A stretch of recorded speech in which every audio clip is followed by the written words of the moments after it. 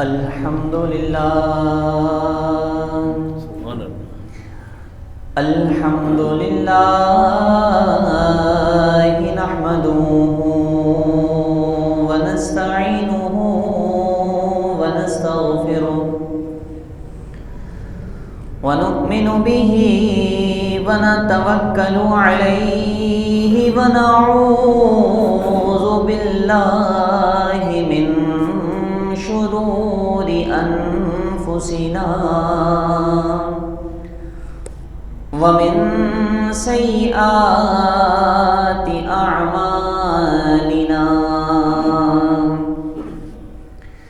من يهده الله فلا مضل له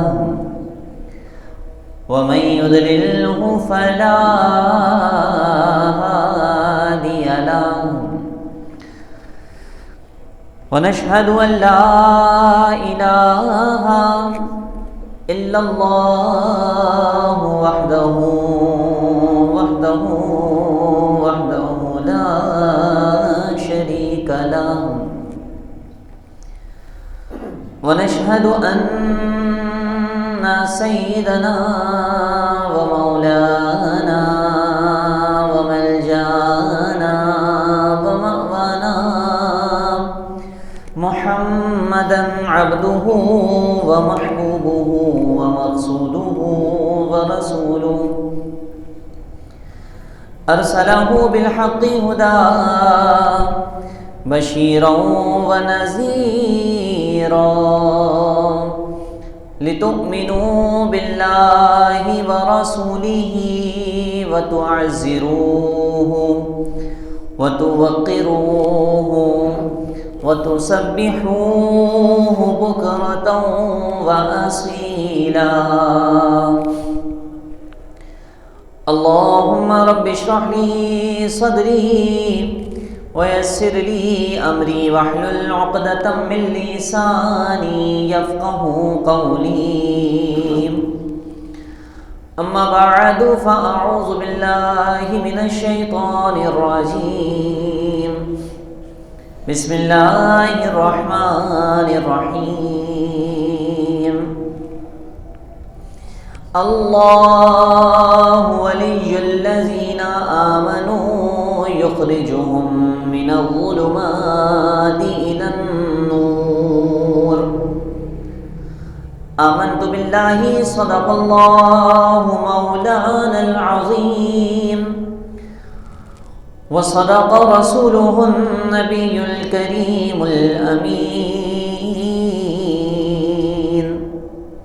ونحن على ذلك لمن الشاهدين والشاكرين والحمد لله رب العالمين اللہ جل جلالہ وعم نوالہ وأعظم شانہ وجل ذکرہ کی حمد اور اس کے پیارے حبیب لبیب نبی کریم رؤوف الرحیم علیہ افضل الصلاۃ والتسلیم کی ثنا و توصیف بیان کرنے کے بعد میں نے آپ احباب ذی وقار کے سامنے قرآن مجید فرقان حمید کی ایک آیہ مقدسہ و متبرکہ کا جز تلاوت کرنے کا شرف حاصل کیا۔ اس سے قبل کہ میں اپنی گفتگو کا باقاعدہ آغاز کروں، اللہ رب العزت کی بارگاہ میں نہایت ہی خلوص دل، خلوص نیت کے ساتھ یہ دعا کرتا ہوں کہ وہ مجھے حق اور سچ بیان کرنے کی توفیق عطا فرمائے۔ آمین۔ ہم تمام مسلمانوں کو اسے سن کر، سمجھ کر، عمل پیرا ہو کر دوسروں تک پہنچانے کی توفیق نصیب فرمائے۔ آمین۔ جیسا کہ آپ تمام احباب جانتے ہیں کہ یہ مبارک مہینہ رجب المرجب کا جاری و ساری ہے۔ اس رجب کے مہینے میں ہی کئی برکتیں اللہ تبارک و تعالی نے رکھی ہوئی ہیں، اور اس کے علاوہ ایک عظیم برکت رجب المرجب کو یہ عطا کی گئی ہے کہ اسی مہینے میں اللہ تبارک و تعالی نے اپنے محبوب کریم صلی اللہ علیہ وسلم کو عظیم معجزوں میں سے ایک برتر اور عظیم معجزہ معراج عطا فرمایا تھا۔ اور اس مہینے میں کئی بزرگان دین کا وصال بھی ہے۔ حضرت امام باقر رحمۃ اللہ تعالی علیہ رضی اللہ تعالی عنہ کا یوم وصال بھی اسی مہینے میں، اور بالخصوص حضور سلطان الہند غریب نواز حضور خواجہ معین الدین چشتی اجمیری سنجری رحمۃ اللہ تعالی علیہ کا یوم وصال بھی اسی مہینے میں آتا ہے۔ آپ جانتے ہیں 6 رجب المرجب کو حضور غریب نواز علیہ الرحمہ نے وصال فرمایا تھا۔ تو آج اس مناسبت سے میں اس عنوان کو لے کر حاضر ہوا ہوں کہ حضرت خواجہ معین الدین چشتی اجمیری رحمۃ اللہ تعالی علیہ کی سیرت کو بیان کریں۔ مقصد یہ ہے کہ اللہ تبارک و تعالی ہمیں ان کی سیرت سے برکتیں نصیب فرمائے، اور نیت یہی ہے کہ اللہ ان کی تعلیمات کے مطابق ہم سب کو اپنی زندگی بسر کرنے کی توفیق نصیب فرمائے۔ اسی خیال، اسی تمنا، اسی خواہش اور اسی آرزو کے ساتھ ہم اپنے عنوان کا باقاعدہ آغاز کرتے ہیں کہ حضرت غریب نواز علیہ الرحمہ یہ ہندوستان میں پیدا نہیں ہوئے، بلکہ پیدا کہیں اور ہوئے، اور حضور علیہ الصلاۃ والسلام کے روضہ انور پر آپ رہا کرتے تھے۔ مدینہ شریف میں آپ کی رہائش تھی، لیکن مدینے کو چھوڑ کر آپ ہند کی طرف تشریف لے کر آئے۔ کیوں؟ آج یہاں جتنے لوگ بیٹھے ہیں، جتنے اپنے گھروں میں سن رہے ہیں، جتنے آنے والے ہیں، جتنے آ رہے ہیں، سب کی تمنا یہ ہے کہ مدینے کی حاضری مل جائے، وہیں رہائش مل جائے، وہیں مدفن مل جائے، وہیں موت مل جائے۔ جب ہماری اور آپ کی تمنا ہے تو کیا ان بزرگوں کی تمنا نہیں تھی؟ ہم سے زیادہ عشق تو اللہ تبارک و تعالیٰ نے ان کو حضور علیہ السلام کا عطا فرمایا تھا۔ تو آپ بزرگان دین کو دیکھیں تو انہوں نے نبی علیہ الصلاۃ والسلام کے دربار کو چھوڑا، حضور علیہ الصلاۃ والسلام کے حکم پر ہی گویا کہ آپ ہند شریف تشریف لے کر آئے، ہند لے کر آئے تشریف، اور گویا کہ نبی علیہ الصلاۃ والسلام نے خواب میں حکم فرمایا۔ حضرت شاہ عبد الحق محدث دہلوی رحمۃ اللہ تعالی علیہ، یہ وہ بزرگ ہیں جن کو حضوری والے بزرگ کہا جاتا ہے، کہ کچھ بزرگ تو وہ ہیں جن کو نبی علیہ الصلاۃ والسلام کبھی کبھار خواب میں اپنی زیارت کا شرف عطا فرمانے کی تشریف لے کر آتے ہیں، اور کچھ بزرگ ایسے ہیں جن کو بلا ناغہ نبی علیہ السلام روزانہ خواب میں اپنی زیارت عطا فرمایا کرتے تھے، تو ان کو حضوری والے بزرگ کہا جاتا ہے۔ تو شاہ عبد الحق محدث دہلوی وہ عظیم حضوری والے بزرگ ہیں کہ نبی علیہ السلام روزانہ ان کو خواب میں اپنی زیارت عطا فرمایا کرتے تھے۔ تو شاہ عبد الحق محدث دہلوی رحمۃ اللہ تعالی علیہ پہلے رہتے تھے مدینے میں، حضور کے روضہ انور کے پاس۔ خواب میں نبی کریم صلی اللہ علیہ وسلم تشریف لے کر آئے اور فرمانے لگے کہ عبد الحق ہند جاؤ اور وہاں جا کر ہمارے دین کی خدمت کرو۔ شاہ عبد الحق علیہ الرحمہ نے سوچا کہ خواب آیا ہے، لیکن نبی کی محبت میں آپ نے نبی کا در چھوڑنا مناسب نہیں سمجھا۔ دوسرے دن پھر خواب میں تشریف لے کر آئے۔ اللہ کے نبی علیہ السلام نے فرمایا کہ عبد الحق ہند جاؤ، وہاں جا کر ہمارے دین کی خدمت کرو۔ حضرت شاہ عبد الحق محدث دہلوی رحمۃ اللہ تعالی نبی کی محبت میں پھر نبی کا در چھوڑنا مناسب نہیں سمجھا۔ تیسری مرتبہ پھر نبی علیہ الصلاۃ والسلام خواب میں تشریف لے کر آئے، فرمایا کہ جاؤ ہند جاؤ۔ خواب میں عرض کرنے لگے کہ یا رسول اللہ صلی اللہ علیہ وسلم، یہاں ہوں اور روزانہ میں آپ کے روضے کی زیارت کیا کرتا ہوں، ہند چلا جاؤں گا تو وہاں تو یہ شرف نصیب نہیں ہوگا۔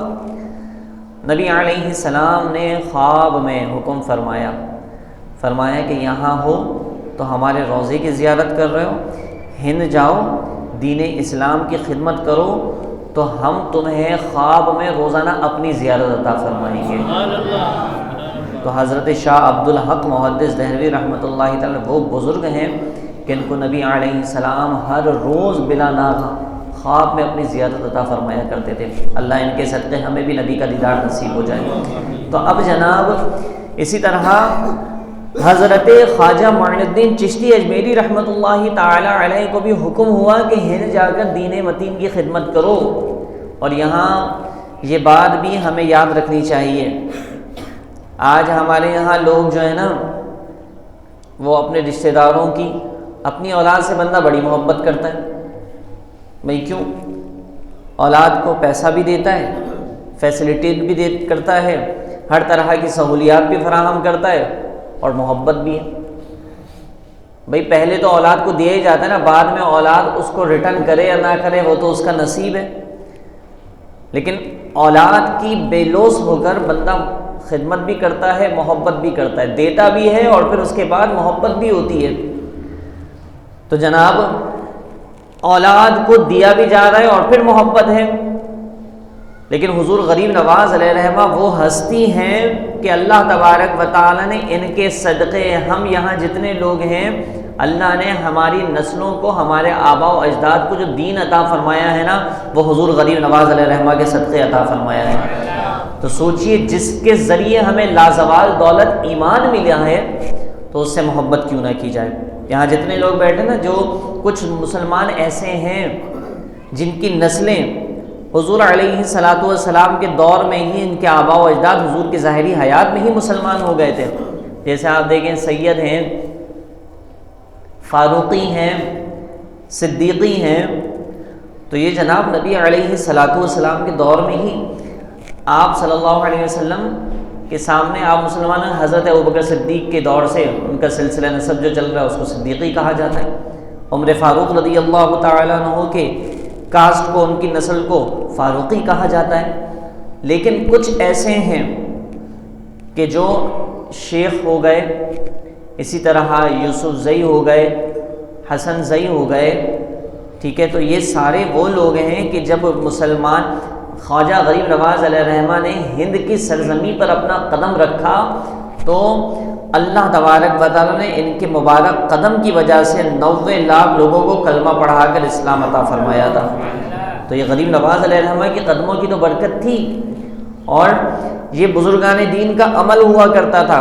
حضور غریب نواز علیہ رحمہ کے بارے میں علماء نے لکھا ہے کہ آپ کی تعلیمات تو بہت دور کی بات، آپ کے زبان سے کہنے کا اثر تو بڑے کمال رکھتا تھا۔ فرماتے ہیں کہ آپ کے چہرے میں، آپ کے حلیے میں، آپ کے لباس میں، آپ کے طور طریقے میں اتنا اثر تھا کہ جو آپ کو دیکھتا تھا وہ کلمہ پڑھ کر مسلمان ہو جایا کرتا تھا۔ تو یہ غریب نواز علیہ رحمہ کی آپ کی سیرت ہے۔ حضور غریب نواز علیہ رحمہ ہندوستان تشریف لے کر آئے۔ اچھا میں آپ کو بتاؤں کہ آپ کے پیر و مرشد حضرت عثمان ہارونی رحمۃ اللہ تعالی علیہ، میرے پاس ابھی ذہن میں بہت کچھ ہے کہنے کو، لیکن میں وقت دیکھتا ہوں تو ہمارے پاس وقت اتنا نہیں ہوتا، ورنہ میں آپ کو بتاؤں غریب نواز علیہ رحمہ کی سیرت۔ آپ کے پیر و مرشد عثمان ہارونی رحمۃ اللہ تعالی علیہ ولی ایک کامل شخصیت تھے۔ اب جناب پہلے تو یہ ہوتا تھا، آج تو ہے نا کہ پیر صاحب کے پاس جاؤ تو پیر صاحب سے کہو کہ حضرت مرید کر لے مجھے اپنا، تو پیر صاحب فوراً مرید کر لیتے۔ پہلے ایسا نہیں ہوتا تھا۔ پہلے پیر صاحب کے پاس جاؤ نا تو پیر صاحب پہلے کہتے ٹھیک ہے جاؤ 1000 رکعت نماز نفل پڑھ کر آؤ، اتنے روزے رکھ کر آنا، اتنا صدقہ خیرات کرنا، رات کو ایک ٹانگ پر کھڑے ہو کر پورا قرآن مکمل کرنا، پھر میں سوچوں گا تمہیں مرید بنانا ہے کہ نہیں بنانا۔ حضور غریب نواز علیہ رحمہ عثمان ہارونی رحمۃ اللہ تعالی علیہ کے ساتھ آپ نے 6 مہینے سفر کیا، اور پھر اس کے بعد حضور ہارونی رحمۃ اللہ تعالی علیہ نے آپ کو اپنے بیت طریقت میں شامل فرمایا، آپ کو اپنے مریدوں میں شامل فرمایا تھا۔ اور مرید بنانے کے بعد حضور عثمان ہارونی رحمۃ اللہ تعالی علیہ جو ہے نا، انہوں نے آپ کو مکہ شریف لے کر گئے، کعبے کے سامنے لے جا کر کھڑا کیا۔ خواجہ غریب نواز سلطان معین الدین چشتی اجمیری رحمۃ اللہ تعالی علیہ کو کعبے کے سامنے کھڑے ہو کر رب تبارک و تعالیٰ سے مخاطب ہو کر یہ فرمایا کہ مولا میں تیری بارگاہ میں اپنے اس مرید معین الدین چشتی کو لے کر آیا ہوں، کیا تو نے اسے قبول فرمایا؟ ہاتف غیب سے آواز آئی کہ ہم نے اسے تیرا مرید ہونا تسلیم کر لیا ہے اور ہم نے اسے قبول کر لیا ہے۔ حضور علیہ الصلاۃ والسلام کی بارگاہ میں حاضر ہوئے تو اب جناب عثمان ہاروانی رحمۃ اللہ تعالی علیہ نے خواجہ معین الدین چشتی اجمیری رحمۃ اللہ تعالی علیہ کو فرمایا کہ نبی علیہ السلام کی بارگاہ میں حاضر ہو کر سلام پیش کرو۔ حضرت معین الدین چشتی اجمیری رحمۃ اللہ تعالی علیہ سلام کی السلام علیکم یا نبی اللہ، جواب آیا وعلیکم السلام یا سلطان الہند۔ حضور غریب نواز علیہ رحمہ کو یہ لقب نبی علیہ السلام کی بارگاہ سے ملا۔ اب جناب خواجہ غریب نواز علیہ رحمہ کا معاملہ یہ تھا کہ آپ کے والد گرامی کا انتقال بچپن میں کم سنی میں ہو گیا تھا، اور والد گرامی نے وراثت میں ایک پنچکی جس میں آٹا پیستے وہ چھوڑی تھی، اور ایک بڑا وسیع و عریض باغ چھوڑا تھا۔ حضور غریب نواز علیہ رحمہ روزانہ اس باغ کی دیکھ بھال کیا کرتے تھے، صبح جاتے تھے، صفائی ستھرائی کیا کرتے تھے، اور اس کے بعد قرآن مجید کی تلاوت شروع کر دیا کرتے تھے۔ اب جناب حضور غریب نواز علیہ رحمہ روزانہ یہی معمول تھا کہ صفائی ستھرائی کرتے، تاخیر وقت لگتا صفائی ستھرائی میں، اس کے بعد جب صفائی ستھرائی سے فارغ ہو جاتے پھل وغیرہ کو توڑ کر اپنی جگہ پر رکھ دیتے، تو اس کے بعد پھر قرآن کی تلاوت کیا کرتے۔ ایک دن ہوا یہ کہ آپ جب باغ کے اندر داخل ہوئے تو دیکھا پہلے ہی سے ساری چیز سب صاف ستھری ہوئی نہیں ہیں، پھل وغیرہ توڑ کر پہلے ہی سے کسی نے ٹوکرے میں ڈالے ہوئے ہیں۔ جو کام غریب نواز علیہ رحمہ کو کرنے میں وقت لگتا تھا وہ پہلے سے ہی کسی نے کر دیا ہے۔ اب جناب حضور غریب نواز علیہ رحمہ نے پھر یہ صدا لگائی کہ بھائی کون ہے جو بھی میری مدد کر رہا ہے وہ میرے سامنے تو آئے۔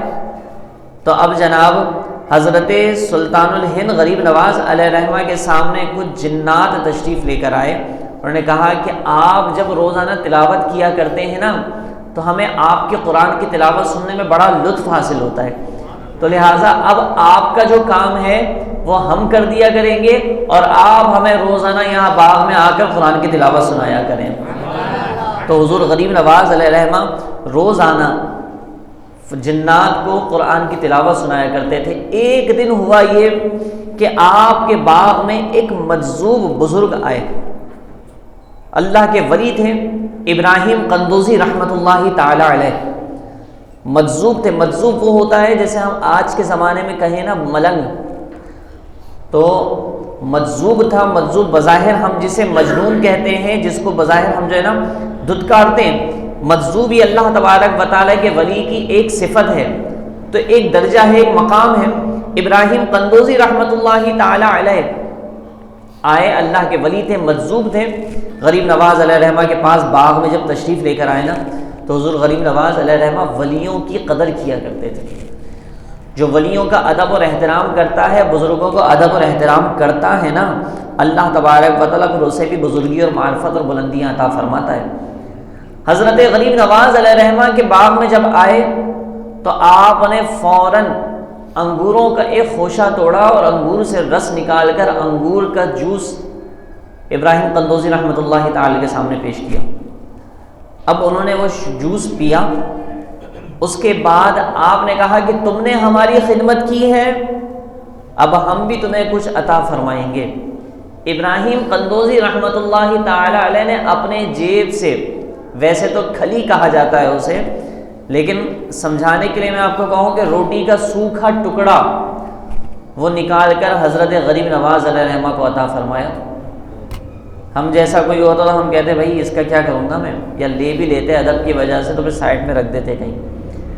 تو اب جناب وہ روٹی کا سوکھا ٹکڑا نکالا اور وہ ان کو عطا فرمایا۔ حضرت خواجہ غریب نواز علیہ رحمہ نے جیسے ہی وہ روٹی کا سوکھا ٹکڑا کھایا تو کہتے ہیں میری دل کی کیفیت ہی تبدیل ہو گئی۔ کہتے ہیں وہ دنیا کی جو محبت تھی نا، وہ مال کمانے کی جو لگن تھی نا، دنیا حاصل کرنے کا جو ذوق تھا، کہتے ہیں وہ سب کچھ ختم ہو گیا۔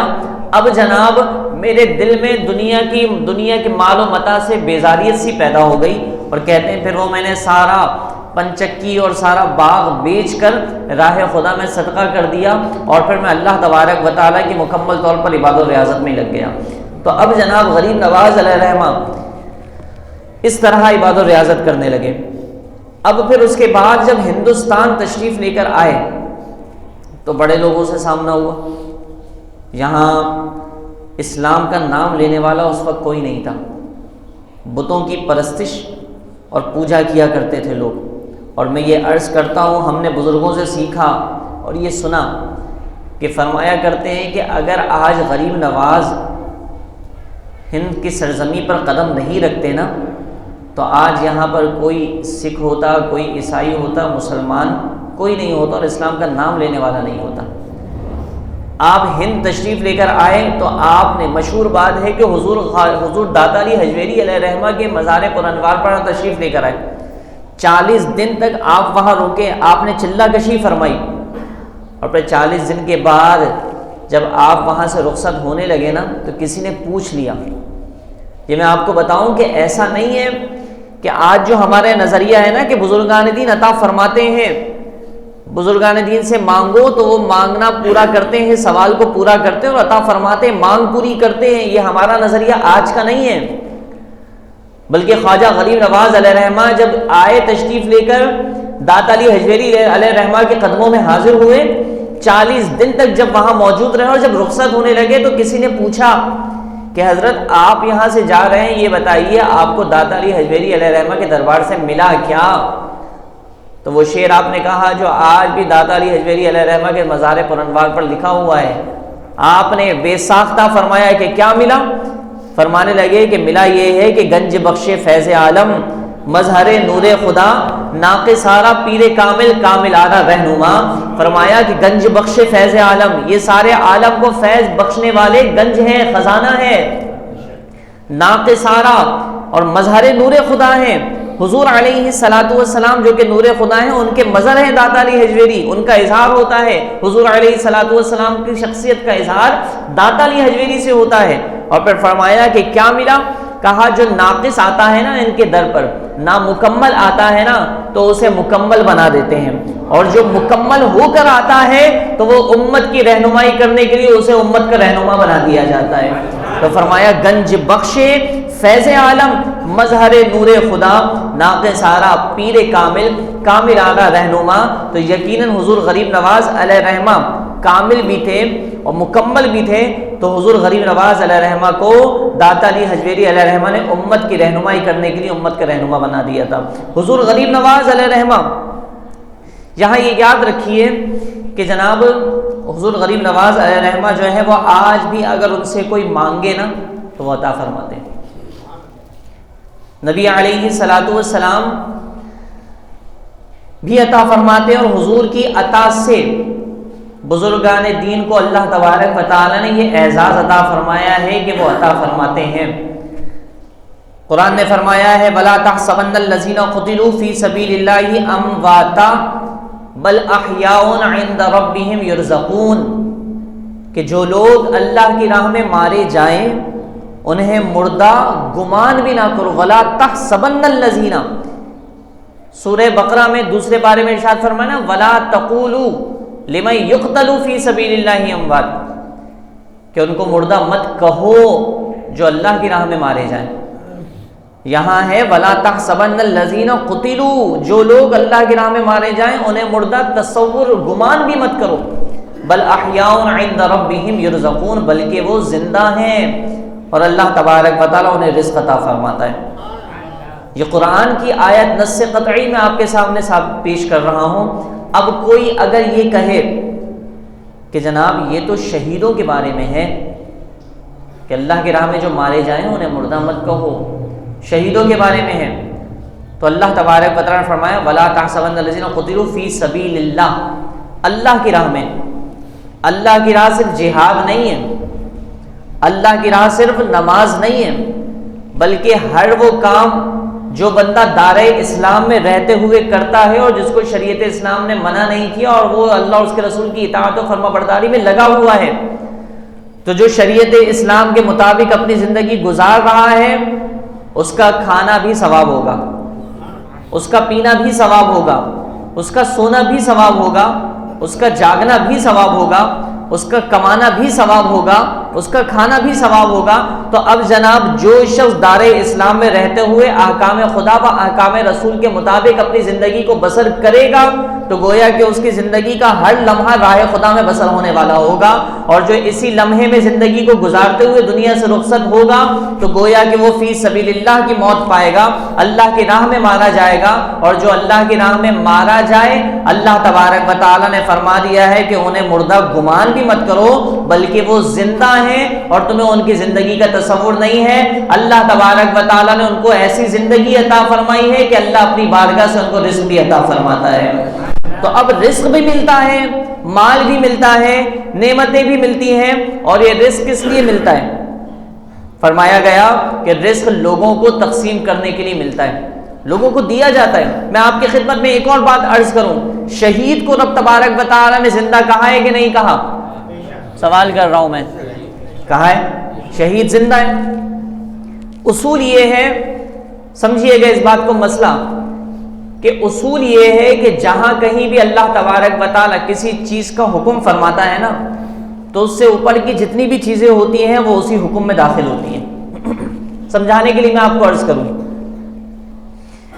قرآن نے فرمایا ہے کہ تمہارے ماں باپ کافر و مشرک ہی کیوں نہ ہوں، تم پر ظلم و زیادتی ہی کیوں نہ کریں، لیکن اس کے باوجود بھی تم اف تک نہ کہو۔ کیا نہ کرو؟ زور سے کہیے، اف نہ کہو۔ ماں باپ ظلم و زیادتی بھی کریں، کافر و مشرک ہی کیوں نہ ہو، لیکن پھر بھی تم اف نہ کہو۔ اب مجھے بتائیے، اگر کوئی یہ کہے کہ بھئی اف کہنے کو منع کیا ہے نا، زبان درازی کرنے کو تو منع نہیں کیا، اف کہنے کو منع کیا ہے نا، ہاتھ اٹھانے کو تو منع نہیں کیا، تو مجھے بتائیے وہ صحیح کہہ رہا ہے یا غلط کہہ رہا ہے؟ زور سے بولے نا، غلط کہہ رہا ہے۔ کیوں؟ کیونکہ اف جب ایک چھوٹے لفظ کے بارے میں کہنے کو منع کر دیا تو اس سے اوپر کی جتنی بھی چیزیں ہیں وہ بھی کرنے کو منع کر دی گئی ہیں۔ اب سمجھیے اس بات کو جو میں بتانا چاہ رہا ہوں، شہید کو زندہ کہا گیا، آپ مانتے ہیں اس بات کو؟ شہید کو زندہ کہا، تو اب شہید سے اوپر کے جتنے بھی لوگ ہیں ان سب کو بھی اللہ تبارک و تعالیٰ نے کیا عطا فرما دی ہے؟ زندگی عطا فرما دی ہے۔ اب شہید سے اوپر کون ہے؟ شہید سے اوپر فرمایا کہ عالم دین شہید سے بلند و بالا مقام و مرتبہ رکھتا ہے۔ اللہ کا ولی جو ہے وہ شہید سے بلند و بالا مقام و مرتبہ رکھتا ہے۔ صدیق جو ہے وہ ولی سے بلند و بالا مقام و مرتبہ رکھتا ہے۔ اسی طریقے سے نبی جو ہے وہ صدیق اور صالحین سے بلند و بالا مقام و مرتبہ رکھتا ہے۔ تو جب شہید زندہ ہے تو عالم دین بھی انتقال کے بعد اس کو اللہ زندگی عطا فرماتا ہے۔ اللہ تبارک و تعالی ولی کو بھی ظاہری طور پر دنیا سے رخصت ہو جانے کے بعد زندگی عطا فرماتا ہے۔ جب زندگی عطا فرمائی ہے وہ کہہ دیا، بل ہماری ذہن میں ہم سمجھ نہیں پاتے، ہم سمجھ نہیں سکتے کہ اللہ تبارک و تعالی کو زندگی عطا کیسی فرمائی ہے، لیکن یہ حق ہے کہ رب تبارک و تعالی نے زندگی عطا فرمائی ہے۔ اور جب زندگی عطا فرمائی ہے تو غریب نواز سے مانگو تو غریب نواز عطا فرماتے ہیں۔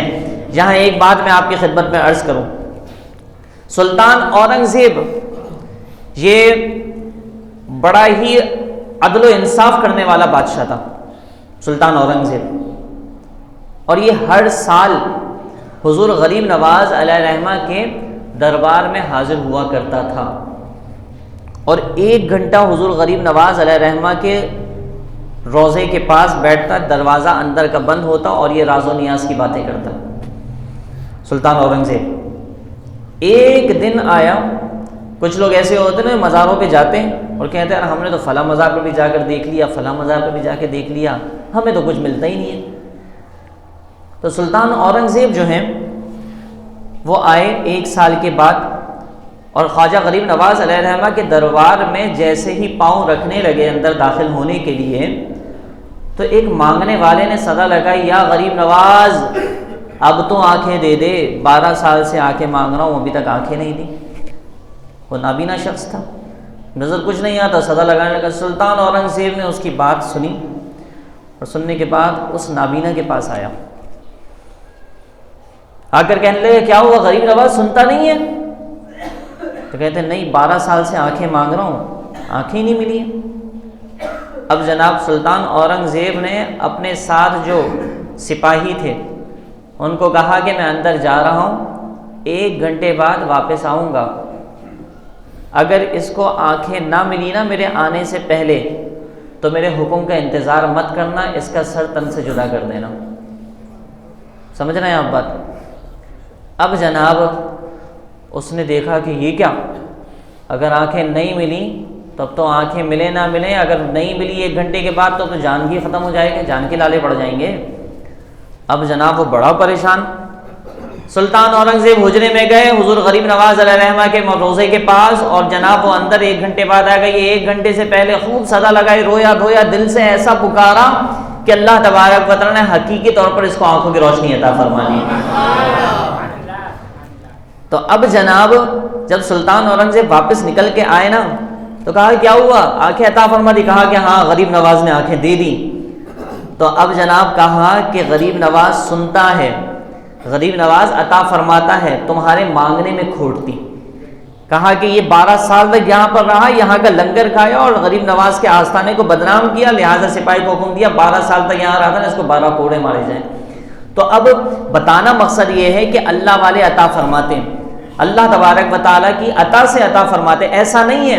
اسی طرح چلیے میں آپ کو یہ یاد رکھیے، ایسا نہیں ہوتا کہ کبھی کبھی سارے مزار پر اپنے ہی جاتے ہیں، کبھی ایسا بھی ہوتا ہے کہ وہ لوگ بھی چلے جاتے ہیں کہ جو کہتے ہیں نہیں نہیں یہ کچھ عطا ہی نہیں فرماتے، یہ تو بازار والے تو کچھ دیتے ہی نہیں ہیں۔ تو اسی طرح ایک شخص کہنے لگا یار یہ سنی غریب نواز علیہ حضور غوث پاک رضی اللہ تعالیٰ عنہ داتا علی حجویری علیہ الرحمہ کے بعد سب سے زیادہ اگر کوئی حاضری دیتا ہے تو وہ غریب نواز علیہ الرحمہ کے مزار پر حاضری ہوتی ہے۔ تو اب جناب ایک شخص نے کہا کہ یار یہ سنیوں کو ملتا کیا ہے غریب نواز کے آستانے پر؟ تو کہا ذرا دیکھو تو یہ دیتے کیسے ہیں؟ اس کا نظریہ یہ تھا کہ کچھ بھی نہیں دیتے، اس گمراہی میں مبتلا تھا وہ۔ غریب نواز علیہ الرحمہ کے پاس روضے پر گیا اور کہا ذرا دیکھو تو سنی کو ملتا کیسے ہے، کہاں سے ملتا ہے، کیسے دیتے ہیں؟ یہ جیسے ہی گیا تو ایک شخص صدا لگا رہا ہے یا غریب نواز 5 روپے لوں گا 1 گھنٹے میں لوں گا۔ کیا بولا؟ آہستہ بولتے ہیں آپ لوگ۔ 5 روپے لوں گا 1 گھنٹے میں لوں گا۔ اب جناب وہ مانگ رہا ہے یا غریب نواز 5 روپے لوں گا 1 گھنٹے میں لوں گا، یہ علماء نے کتاب میں لکھا ہے۔ اب جناب وہ شخص آیا اور دیکھنے لگا، وہ تو آیا ہی دیکھنے تھا کہ ملتا کیسے۔ 5 minute 10 minute 15 minute 20 minute 25 minute گزر گئے، اب یہ خوش ہو رہا ہے کیونکہ اس کا تو یہ نظریہ تھا کہ دیتا ہی نہیں ہے مزار والا کوئی۔ اب جناب 15-20 منٹ گزرے، آدھا گھنٹہ ہوا، 45 منٹ ہوئے، 50-55 منٹ ہو گئے، کچھ نہیں ملا۔ یہ خوش ہوا اور آ کر اپنے جیب سے 10 روپے نکال کر کہا کہ جا تجھے غریب نواز کیا دے گا، تو 5 روپے مانگ رہا ہے، یہ لے میں تجھے 10 روپے دیتا ہوں۔ تو وہ بھی بڑا ہی نرالا آدمی تھا، اس نے کہا واہ رے مورے خواجہ توری بڑی حالی جاوت، روپیہ دلاوت وہ بھی منکر کے ہاتھوں دلاوت۔ تو کبھی ایسا ہوتا ہے کہ اپنوں سے بھی دلایا جاتا ہے، کبھی ایسا ہوتا ہے غیروں کے ہاتھوں سے دلا دیا جاتا ہے۔ بات یہ حق ہے کہ اللہ تبارک و تعالیٰ کے جو نیک بندے ہیں وہ عطا فرماتے ہیں۔ آخر میں یہ آپ سے عرض کروں کہ دیکھیے حضور غریب نواز علیہ رحمہ کی تعلیمات کیا ہیں۔ ہم سب پہلی چیز تو یہ ہے کہ بہت سارے لوگ مزار کے دشمن بنے ہوئے ہوتے ہیں، وہ کہتے ہیں مزار پر جانا ہی نہیں چاہیے۔ میں آپ کی خدمت میں ابھی پوری بہت سارے دلائل پیش کر سکتا ہوں اس حوالے سے کہ جہاں اللہ کا نیک بندہ ہوتا ہے نا، وہاں جا کر جب آپ دعا مانگتے ہیں تو اللہ اس نیک بندے کے صدقے آپ کی دعاؤں کو قبول فرماتا ہے۔ قرآن سے ثابت ہے، حضرت مریم رضی اللہ تعالی عنہا ایک کمرے میں ہوا کرتی تھی، ان کے پاس کوئی بھی نہیں جاتا تھا، صرف حضرت زکریا رضی اللہ تعالی عنہ صرف ان کو کھانا دینے کے لیے جایا کرتے تھے۔ حضرت زکریا علیہ السلام جب ایک دن پہنچے، تاخیر ہو گئی انہیں کھانے کو دینے کے لیے، کیونکہ وقت تھا، ذمہ داری تھی کہ ان سے کوئی وہ کسی اور سے نہیں ملتی تھی، صرف حضرت زکریا ہی جا کر ان کو کھانا دیا کرتے تھے۔ ایک دن حضرت زکریا کو کافی تاخیر ہو گئی کھانا دینے کے لیے، جب پہنچے نا کمرے میں داخل ہوئے تو دیکھا تو حضرت زکریا نے دیکھا کہ جہاں مریم رضی اللہ تعالیٰ نے عبادت کر رہی ہیں وہاں بن موسم کے پھل موجود ہیں۔ قرآن فرماتا ہے، یہ قرآن کا واقعہ، یہ کہا کہ بن موسم کے پھل موجود ہیں۔ حضرت زکریا نے پوچھا کہ یہ تمہارے پاس بن موسم کے پھل کہاں سے آئے؟ تو حضرت مریم نے فرمایا کہ یہ مجھے میرے رب کی طرف سے عطا کیے گئے ہیں۔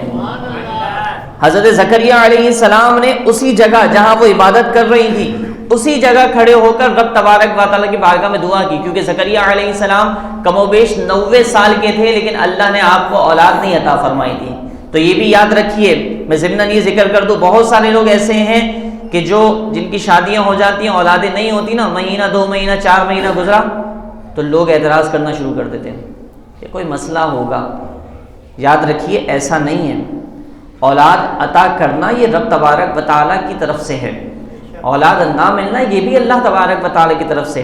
ایسا نہیں ہے کہ جناب میاں بیوی میں کوئی عیب ہے خدا نخواستہ اسی وجہ سے اولاد نہیں ہوتی، ایسا نہیں۔ اگر عیب کی وجہ سے ہی اولاد نہیں ہوتی ہے تو پھر آپ بتائیے، حضرت زکریا علیہ السلام تو وہ نبی ہیں، اور نبی تو عیب سے پاک ہوتے ہیں۔ تو اب یہ رب تبارک و تعالیٰ کی طرف سے ہمیں حسن گمان رکھنا چاہیے۔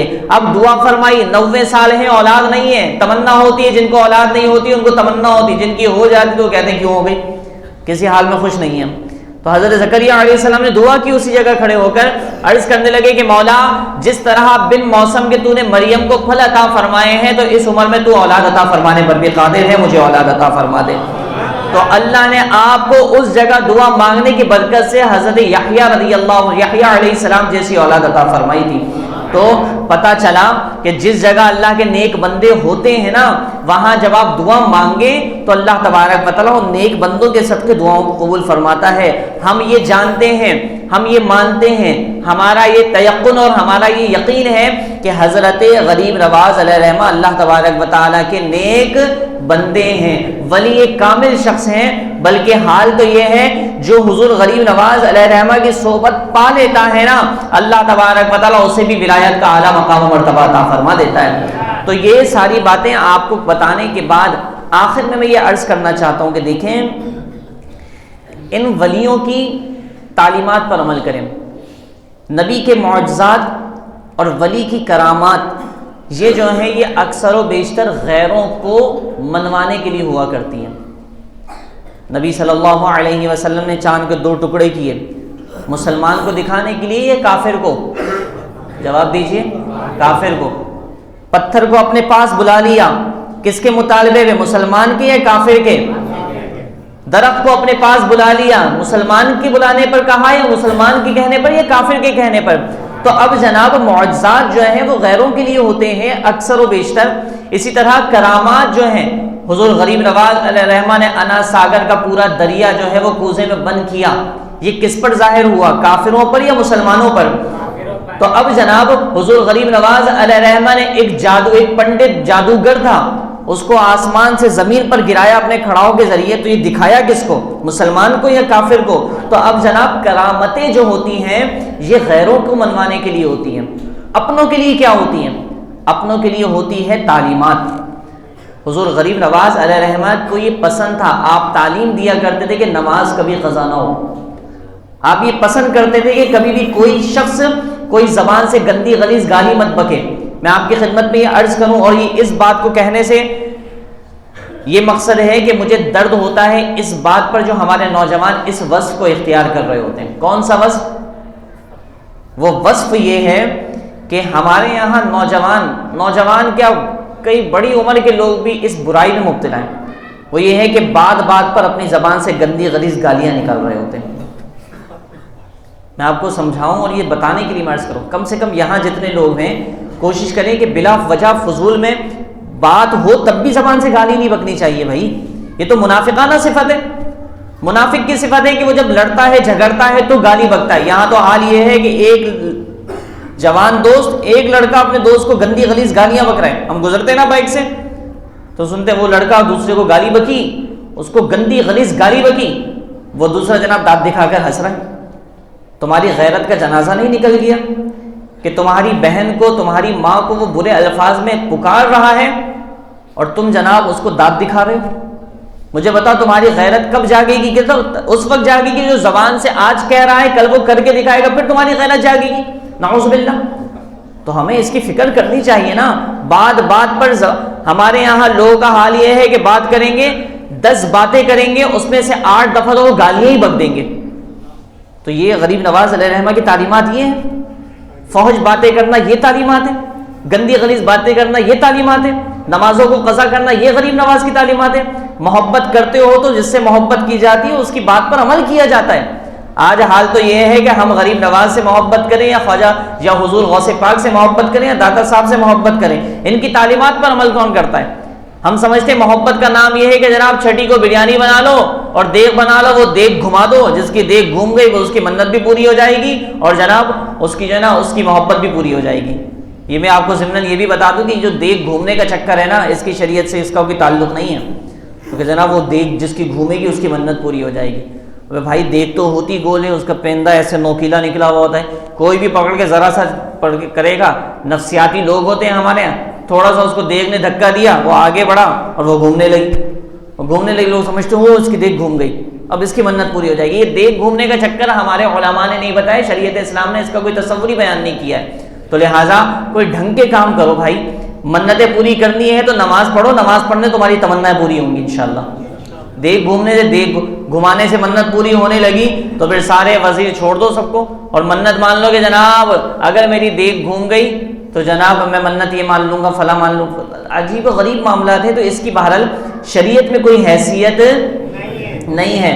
عورتوں کو بھی سنا دو، اپنے گھروں میں جو بیٹھ کر عورتیں سن رہی ہیں نا، یہ دیگوں کے چکر میں پڑ جاتی ہیں، تو آپ کھلائیے دیگ بنا کر، غریبوں کو، مسکینوں کو، رشتہ داروں کو کھلائیں، اس پہ منع نہیں ہے، لیکن یہ نظریہ کہ جناب وہ جس کی دیگ گھومے گی اس کی منت اس کو پھر ایک اور دیگ کرنی پڑے گی، اس کا کام ہو جائے گا، تو یہ کوئی بات ہے؟ تو ہمیں سمجھنا چاہیے ان باتوں کو۔ تو غریب نواز کی تعلیمات پر عمل کیجیے۔ غریب نواز علیہ الرحمہ نے کہا، کون سے بیان میں، کون سی کتاب میں لکھا ہے کہ جناب اپنے گھروں میں دیگیں گھماتے رہو، بس نماز پڑھنے کی ضرورت نہیں ہے؟ وہ دیگ گھمانے کا انتظام ہمارے اتنا ہوتا ہے جناب، وہ آپ نماز کا اہتمام تو نہیں ہوتا۔ تعلیمات حکم کس کا دیا؟ دیگ گھمانے کا یا نماز پڑھنے کا؟ تو اس کی طرف تو آتے نہیں ہیں۔